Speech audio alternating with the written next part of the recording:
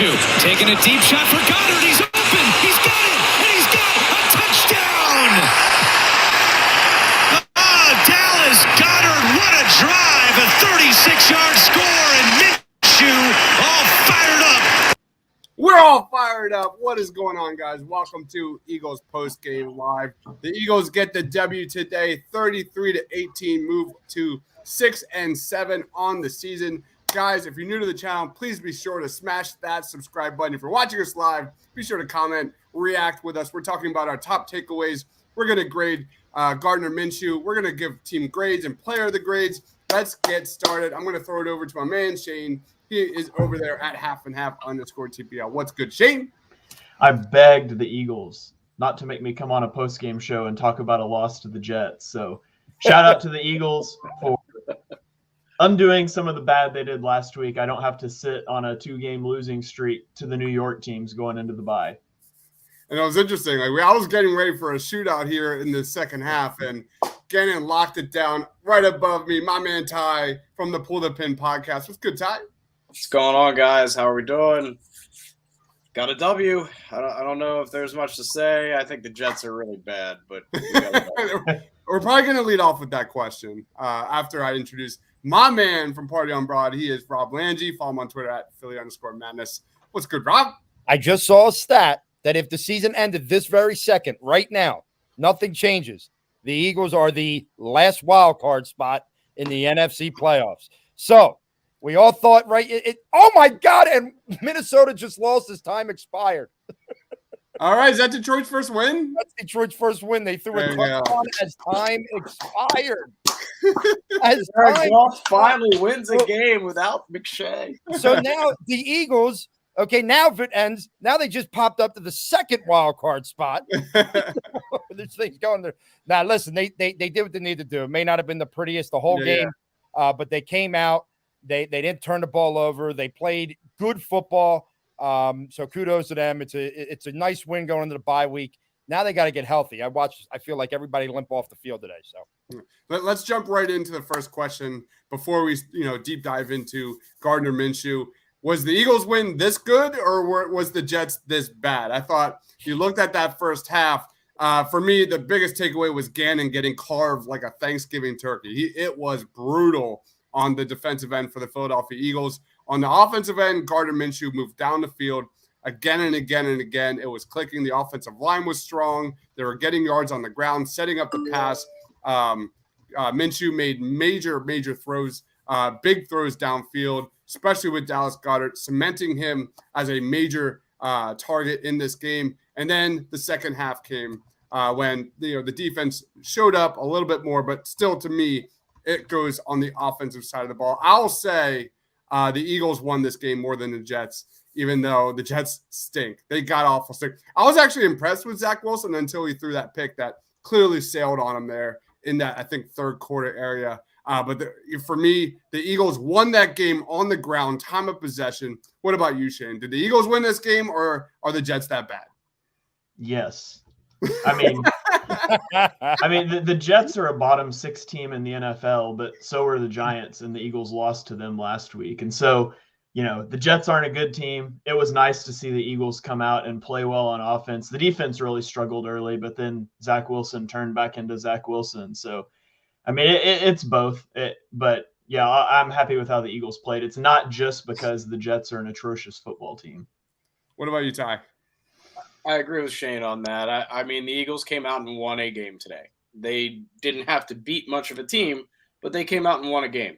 You touched on it earlier, Chris. In the first half, the defense was really lackluster. I mean, they just seemed like they didn't want to play. It didn't look good. I was actually kind of excited out the gate. I saw Fletcher Cox make a stop on Tevin Coleman like right out the gate. And I was like, okay, all right. And then just Zach Wilson started to look like an actual number 2 pick instead of a Jets number 2 pick. And that was a little scary, but in the second half buckled down. The Eagles won the game today, but man, the Jets are bad. Yeah. What about you, Rob? Yeah, I mean, I think I'm going to just echo what everybody's saying. The Jets are bad, but what was nice was, look, the first half kind of went back and forth there. The Eagles offense was moving the ball. But, I mean, the third quarter, the Jets, I think, only saw the field once, maybe twice. And that was because the Eagles took over the time of possession, and they realized that, their defense was going to get a stop or two because of who the Jets were. And if they could control the time of possession, would I like to see them put in the end zone one of those drives the second half? Sure. But when like the first drive of the half goes for almost 10 minutes and you still get 3 points and you still go from 24-18 to 27-18, you felt the whole mood of the game switched. You didn't think the Jets had it in them to keep, pace with the Eagles at that point. So the Eagles absolutely won this game. But as everyone said, the Jets are absolutely that bad. Yeah, the Eagles held onto the ball for 13 and a half minutes in the third quarter. Just an unbelievable performance there in that third quarter.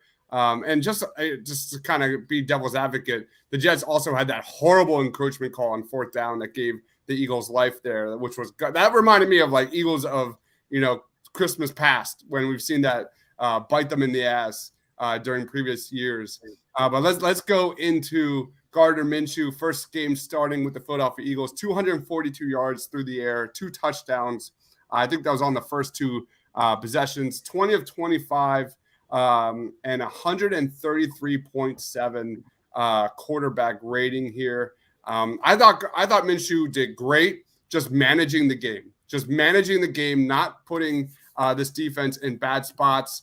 I can't really ask anything more than that, especially, in his first game starting here. The play that sticks out to me, though, was that third down ball he had to, I forget who it was. I think it was a dime to Quez Watkins on a third down crossing route. It was like 28 yards. And when was the last time you saw an Eagles quarterback roll left and throw a dime like that to an Eagles receiver? It was a thing of beauty. So I was very impressed by Minshew. Let's start at the top. Rob, you're up. What's your overall impressions on Gardner Minshew today?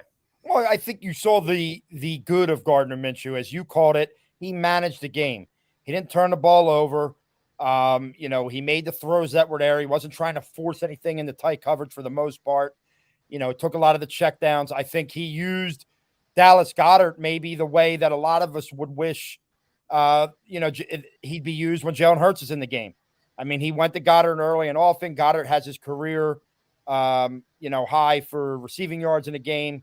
And I think that's what you got to do. When you go in there as a guy like Gardner Minshew, you're not trying to win the game. You're trying to make sure your team has the opportunity to win the game.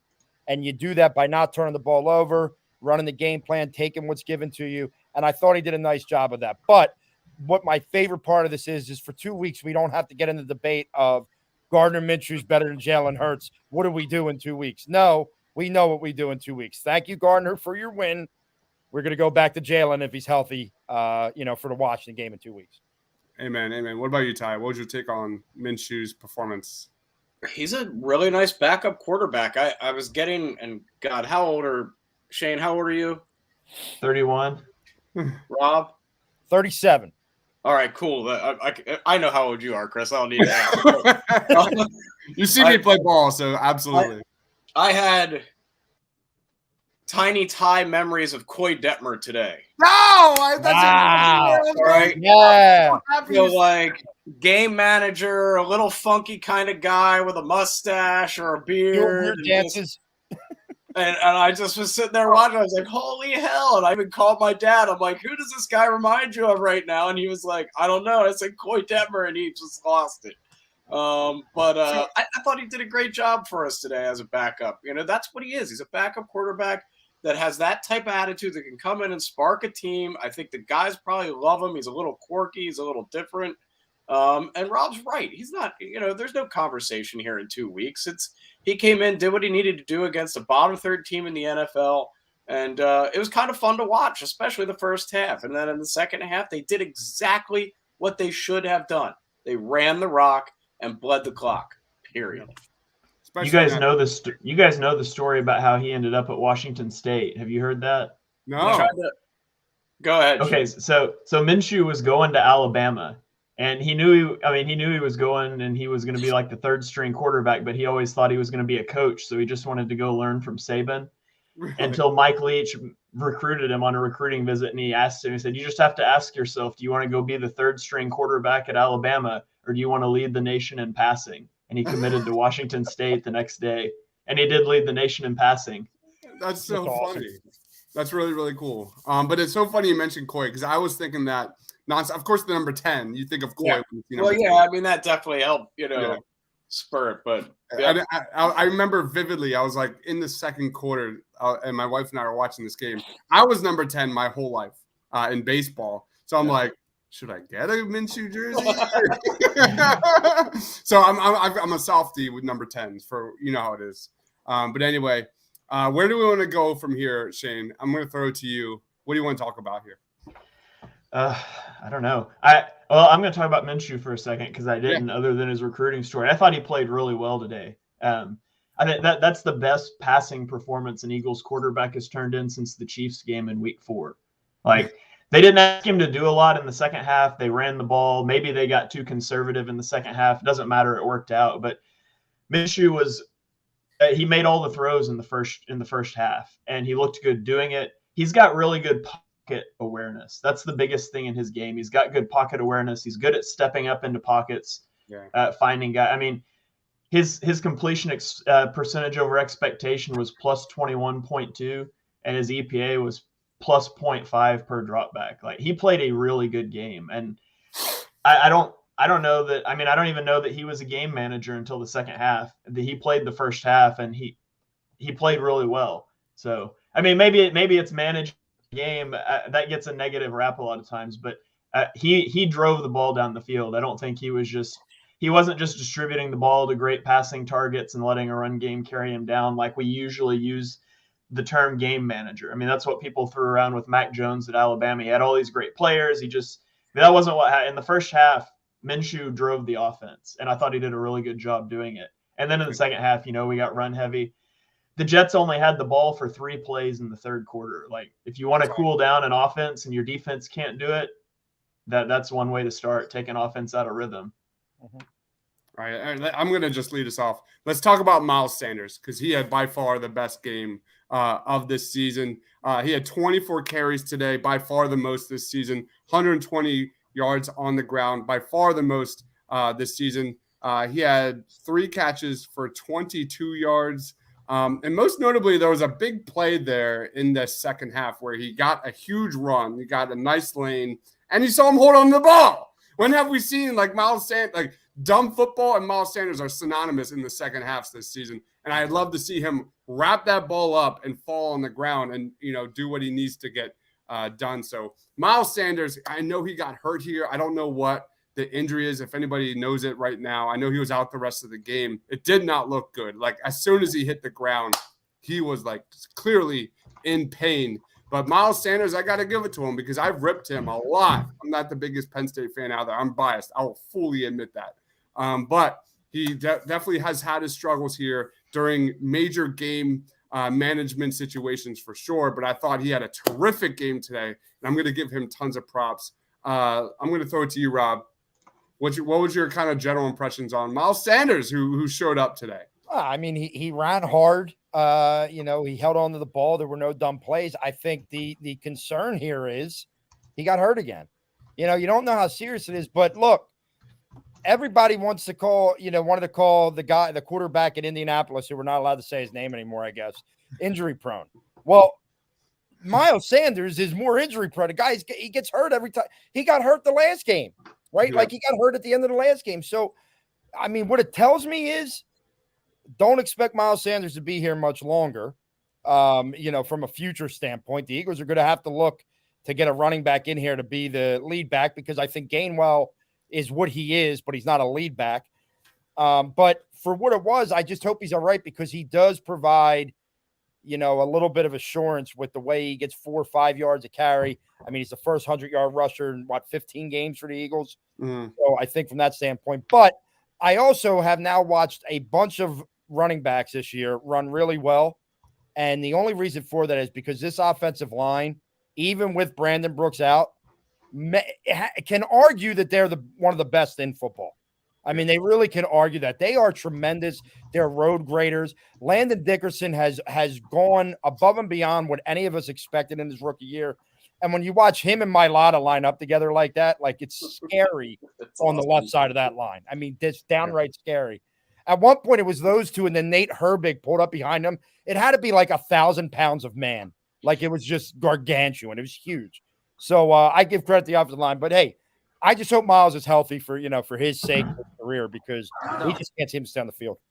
Yeah. What about you, Ty? What was your take on Miles Sanders today?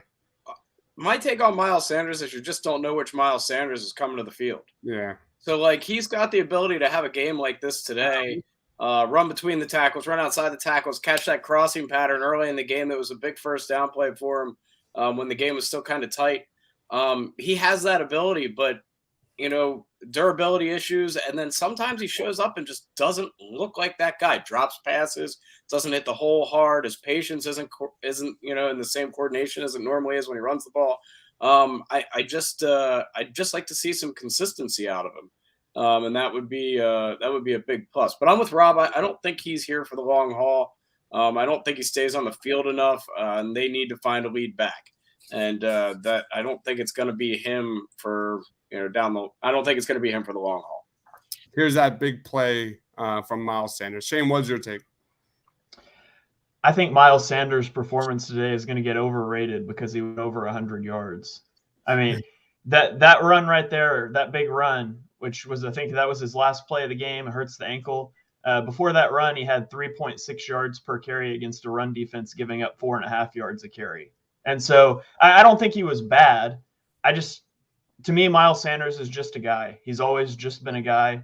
And I don't see a difference between Miles Sanders on the field versus Jordan Howard or Boston Scott in terms of how this rushing game works. I mean, there's schematically different things when it's Howard back there, but just in terms of production, I always think people overrate Miles Sanders. And I think people are going to be real high on him for the 120-yard game.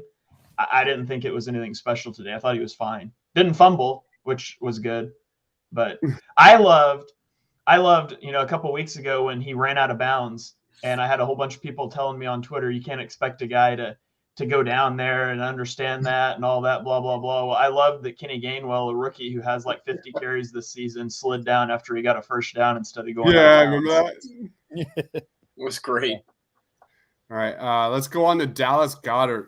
Dallas Goedert had a huge game today, especially in that first quarter. It was absolutely massive, getting 2 touchdowns. I think his first 2-touchdown game of his Eagles career. You look at his receptions, tied his season high with 6. He had just 6 targets, 2 touchdowns, of course. 105 yards is the most he's had this season. Always good to see. Always good to see for the Eagles, especially when they start targeting that intermediate range. I go back to that, third down play when it wasn't to Goddard, but it was to Quez Watkins when he Minshew rolled left and just snapped the wrist and got him right in the hands in that intermediate range. That's been a weakness of this Eagles team. So good to see Goddard and Minshew be kind of on the same page here. So Goddard needs a little loving tonight. What about you, Rob? What was your kind of take on Goddard, and what does that mean for the rest of the season? Wow, it's huge. I mean, I think that we know that Goddard has this in him. We know that Goddard can be a premier tight end tight end 1 in this league. And I think what you saw today was if you trust the guy, if you give him targets, he's going to make plays for you. One thing, like we all love Zach Ertz, and I'm not comparing the two, but I always felt like Zach Ertz caught the ball, got hit, and went down. Goddard broke some tackles today. He ran with the football. His yak had to be up there a little bit. I think there's nothing bad with Dallas Goedert having a good game. So all in all, I think it's good. Man, there's shades of Coy right there, Ty, where he's like throwing on his back foot right there. I can't get that out of my head, man. You got me. You totally mind-fucked me in this post-game show. That's Coy. That's Coy. Ty, what was your take on Goddard's today? Goddard. It's just to go on your part there. Coy Detmer to Chad Lewis, man. Exactly.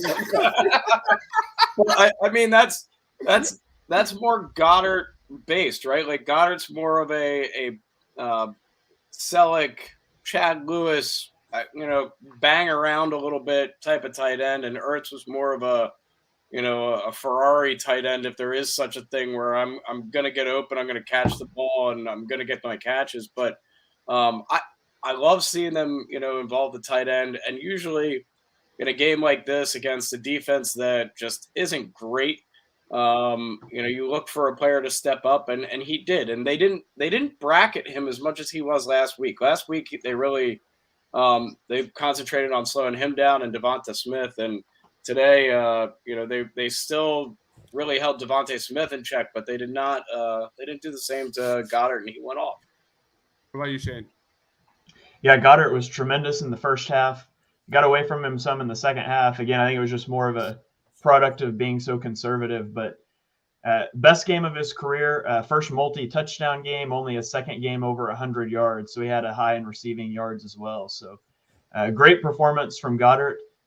It was strange to me that I thought maybe this would be like a big Quez Watkins game, because that's a guy that Gardner Minshew's probably taken more reps with on the second team throughout the season. And then you watch the game and Devonta Smith's not that involved, but he's feeding the ball to Dallas Goedert, which is not a guy I expected him to have a ton of reps and chemistry with too. But I was surprised a little bit. I thought you might see a big Quez Watkins game just because of that. But yeah, I mean, and I think you're going to have to see that. I think teams are going to continue to give a lot of extra attention to Devonta Smith, and it's going to be on Dallas Goedert. He's going to have to win those matchups and be a go-to guy for the Eagles down the stretch. Philly G says Lions won their first game versus the Minnesota Vikings. The Eagles now have a playoff spot. Go Eagles, dilly dilly. Quentin Moore says, go Lions, baby. The Lions won on a touchdown pass on the last play of the game. On Chalk Talk on Thursday afternoon, Mark and I both called a win for the Lions, and I said it would come on a score on the last play of the game. So you're not watching Chalk Talk. What are you doing? you got to get that clip and post the shit out of that, man. I will retweet that to hell and back. Philly G says Eagles did a great job today.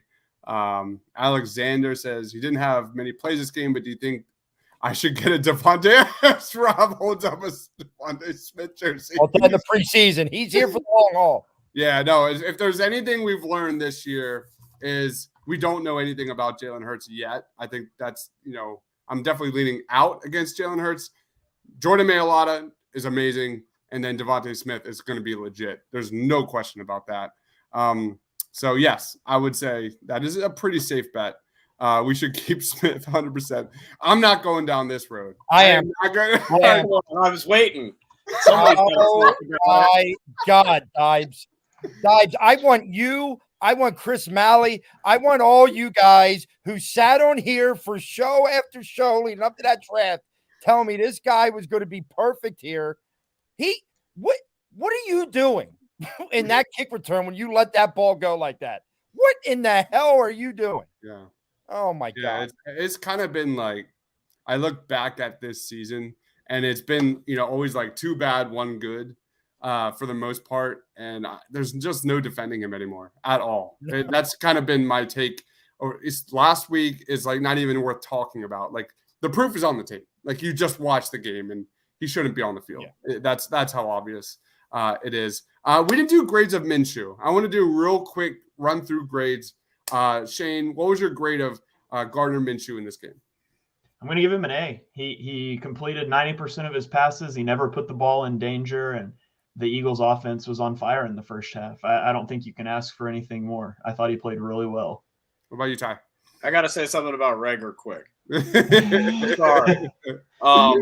He is literally a worse version of Nelly Aguilar.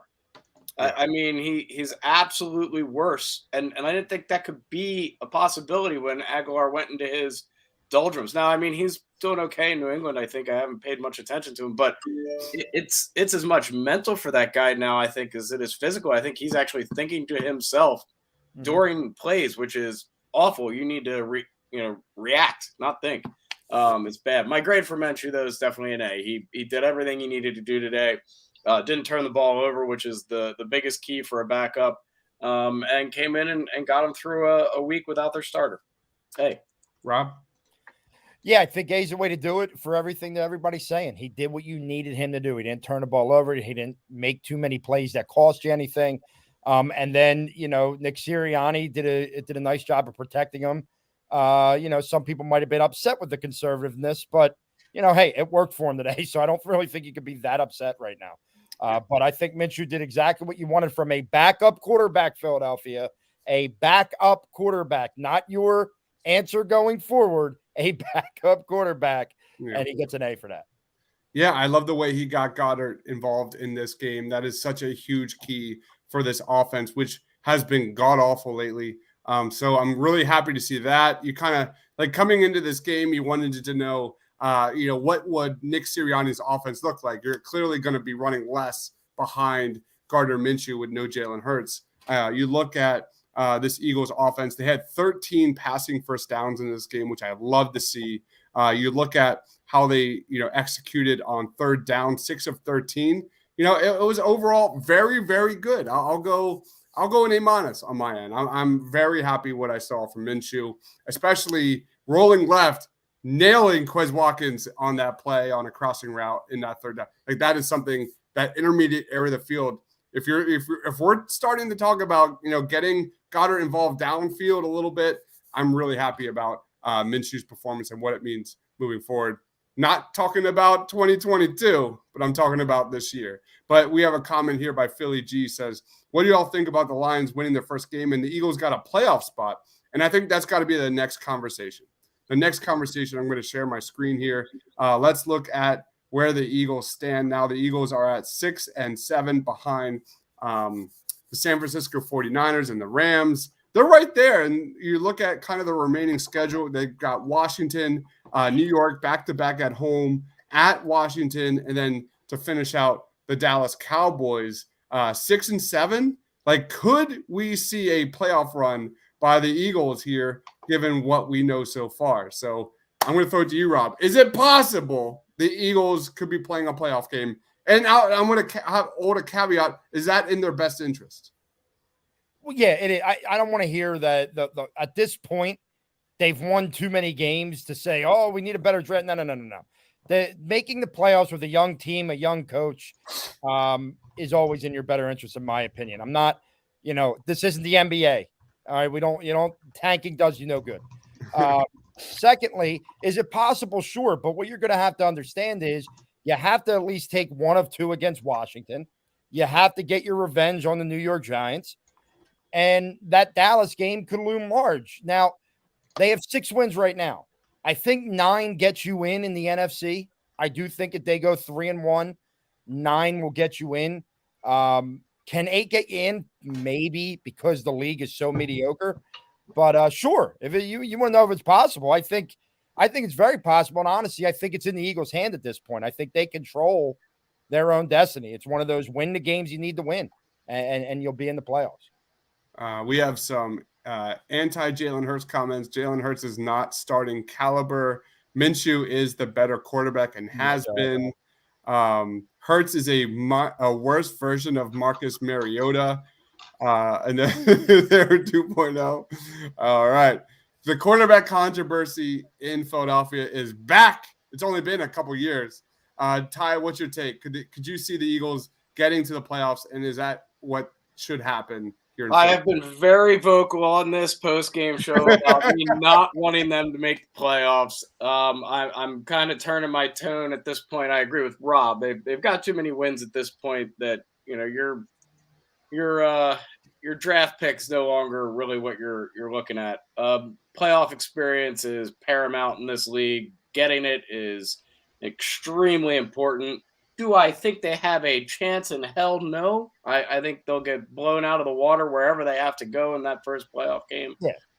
But the experience itself, just playing an extra game, right? So they're already playing one more game than they have in years past. Getting a young team to know what it's like to play 18 games, 17, 18 games is a start. And that's part of building, I think, in the NFL. So at this point, if they can make the playoffs, that's a huge bonus for them. I do worry that they don't end up making it at this point. I don't like the way they played the Giants last week. I certainly think that Washington is not a bad team. Well, they're a bad team, but they're not as bad as the Jets and some of the teams the Eagles have padded their record with. So my take is, yeah, I'd like to see them make playoffs. Do I think they will? No, I don't. I think they come up a little short. Philly G says Hurts is a good quarterback. He ran for 3 touchdowns. First quarterback this season that ran for 3 touchdowns. YouTube GM says Hurts is a stat patter. That is 100% fact. You cannot argue that. Quentin Moore agrees with you guys, saying playoff experience is far too valuable to not play for. And then YouTube GM says, if you think Hurts is the future, then you don't know football. I don't know if one of us on here has said that Hurts is the future, but I can tell you one thing: Gardner Minshew is not. I can tell you that. So I'm ready for this, Shane. Bring the heat, man. What's your take? What about Hurts and Minshew, or about the playoffs? The playoffs, and is it in the best interest of the Eagles with Nick Sirianni, Jonathan Gannon, Gardner Minshew, Jalen Hurts, you name it, and the Eagles young skill players? What's your take? All right. Well, I have no Sixers takes, so I'll pass that one. But Mark and I broke this down on Chalk Talk. We're like 95% sure second place in the NFC East will make the playoffs, especially now that the Vikings lose. That really helps. So you're looking at, theoretically the Giants are in that race. They're not really. The Giants stink. And so I think it comes down to Washington and the Eagles. Washington is beating the Raiders right now. They have the Cowboys next week while the Eagles are on a bye. As long as Washington wins one of those two games, we'll have identical records and identical opponents for the last 4 weeks. And so it really comes down to those Washington games, a team that the Eagles have traditionally struggled against, a team that seems to be coming on lately.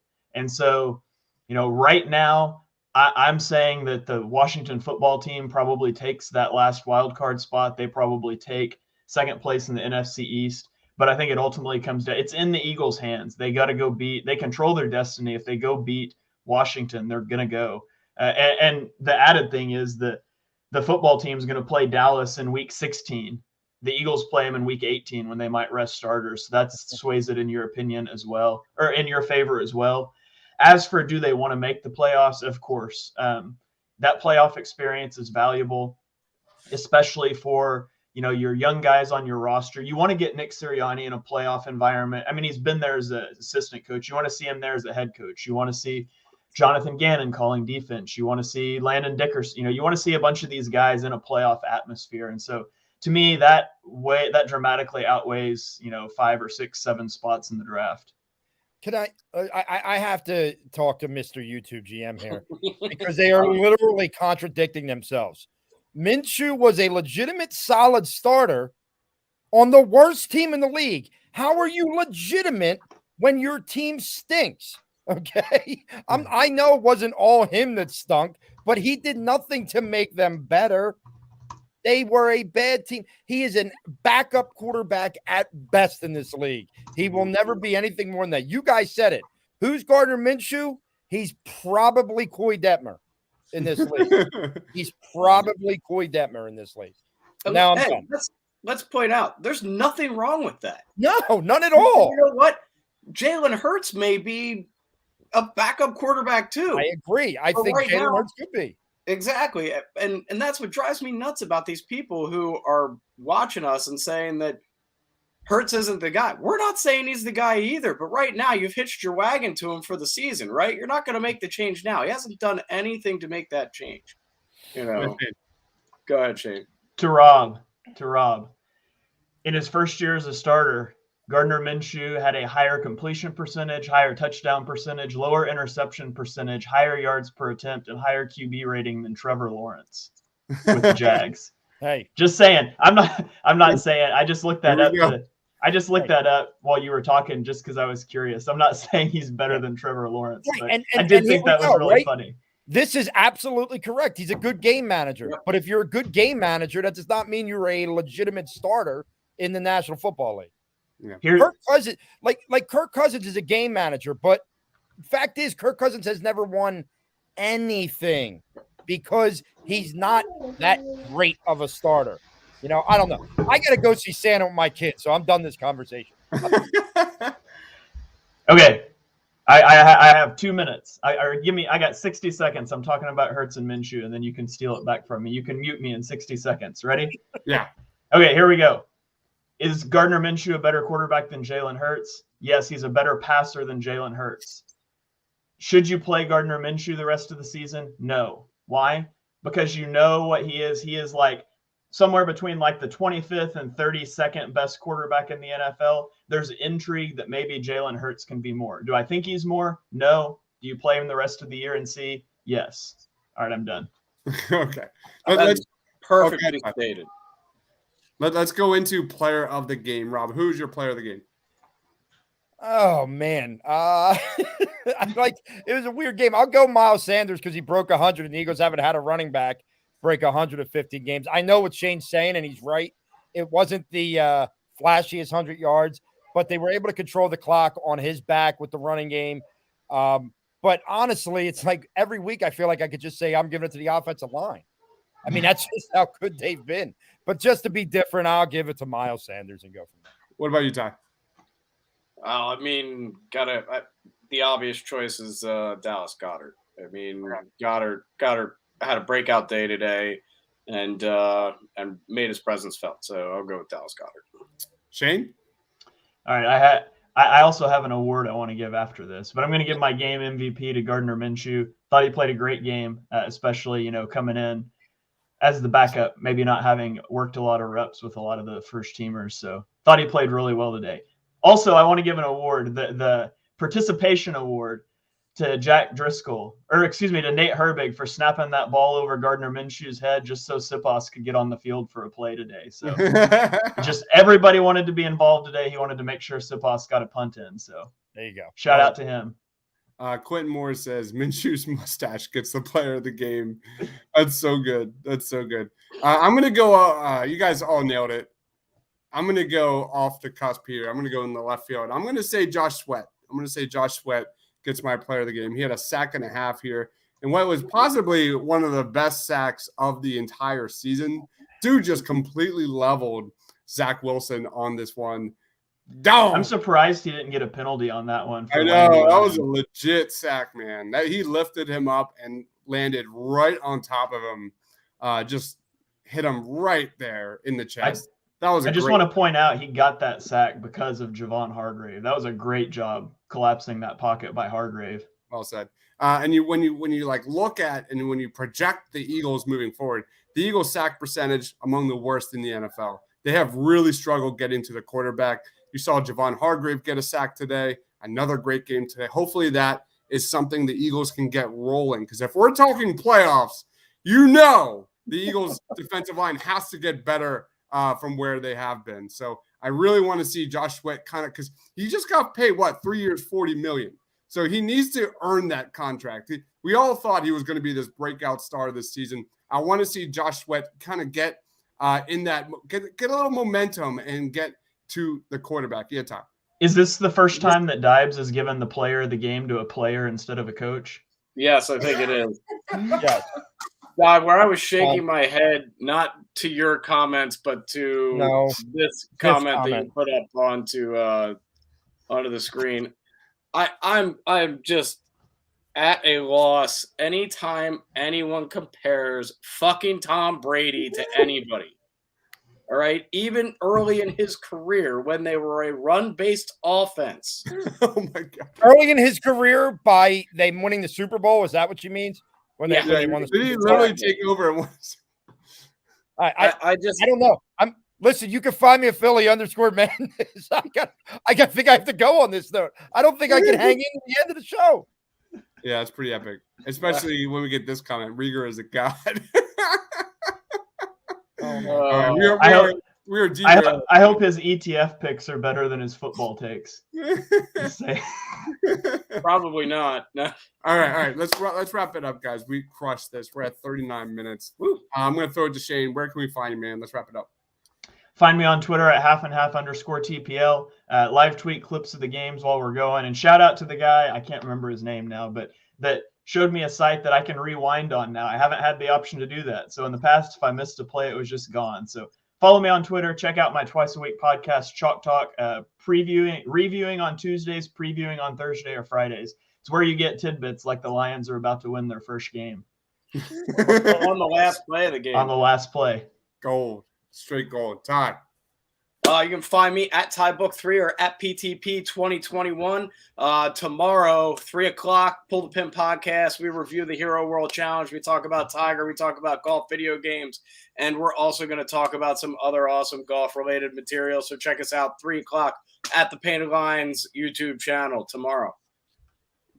Rob. At Philly_madness, party on Brawl whenever we can get episodes when it's not crazy weeks. And then obviously my Facebook page. I got to go back and see who was closest, who's getting a free meal from me tomorrow night. It'll be interesting to see. Love it, love it, love it. I am Dives, Mr. Crockpot. I have so much content going down right now. It is absurd. Obviously, Gardner Minshew highlights, highlight reel literally going down as soon as I wrap this up here. Devontae Smith, Dallas Goedert highlight reel is going down. It is officially Spider-Man week, especially in the next 2 weeks. I have literally shows lined up all about Spider-Man until we see it on Thursday, the 16th.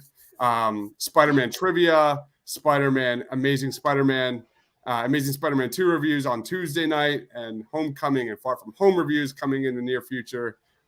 Anyway, if you love that nerd shit, I do. That is going down. And as well, NFL draft. I finally have my top 10 prospect rankings for the NFL draft. It has been a shit show with that because with the Eagles and everything over the last few weeks, everything's getting juggled. A lot has changed over the last few weeks with where the Eagles are seated here. And I have a Matt Corral video scouting report about to go down, who I've been very impressed with. I'm nearly done with it. I hope to get it done tonight.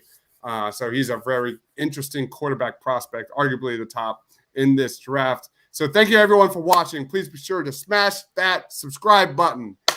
For Ty, for Rob, for Shane, stay awesome, everybody.